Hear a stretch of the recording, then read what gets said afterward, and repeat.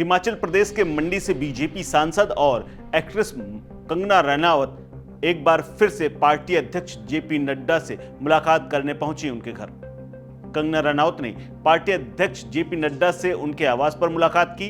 किसान आंदोलन को लेकर के दिए गए उनके बयान पर बीजेपी ने उन्हें काफी कुछ सुनाया था।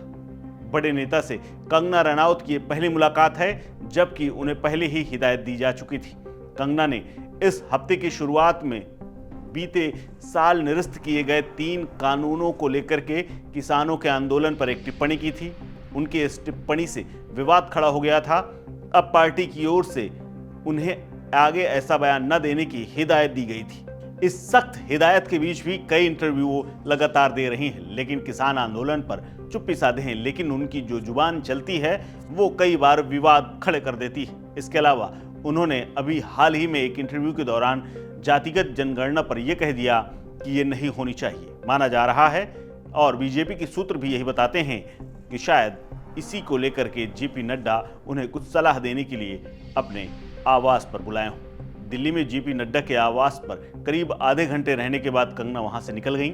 किसान आंदोलन पर बयान के बाद बीजेपी के किसी बड़े नेता ने कंगना को पहली बार इस तरह से तलब किया था। कंगना ने दरअसल भास्कर को एक इंटरव्यू दिया था, जिसमें उन्होंने किसान आंदोलन के दौरान प्रोटेस्ट के नाम पर रेप और मर्डर की बात कही थी।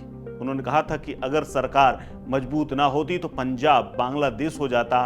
ये बयान का विरोध होने पर बीजेपी ने उन्हें अपनी राय बताते हुए पार्टी ने किनारा कर लिया था। पार्टी ने कहा था कि ये उनकी निजी राय है। भाजपा ने 26 अगस्त को बाकायदा इसके लिए एक प्रेस नोट जारी किया था, जिसमें उन्होंने लिखा था पार्टी कंगना के बयान से असहमत है। कंगना को पार्टी के नीतिगत मुद्दों पर बोलने की इजाजत नहीं है। पार्टी ने उन्हें आगे ऐसे बयान न देने की हिदायत दी है। कंगना ने कहा था कि अगर हमारा शीर्ष नेतृत्व मजबूत न होता तो किसान आंदोलन के दौरान कई चीजें ऐसी हो जाती जो कि इतिहास बन जाता।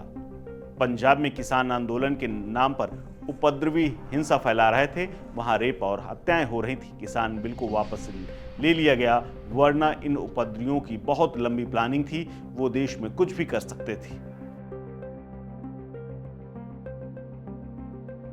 और उसी के बाद एक इंटरव्यू में उन्होंने ये कह दिया कि देश में जातिगत जनगणना नहीं होनी चाहिए।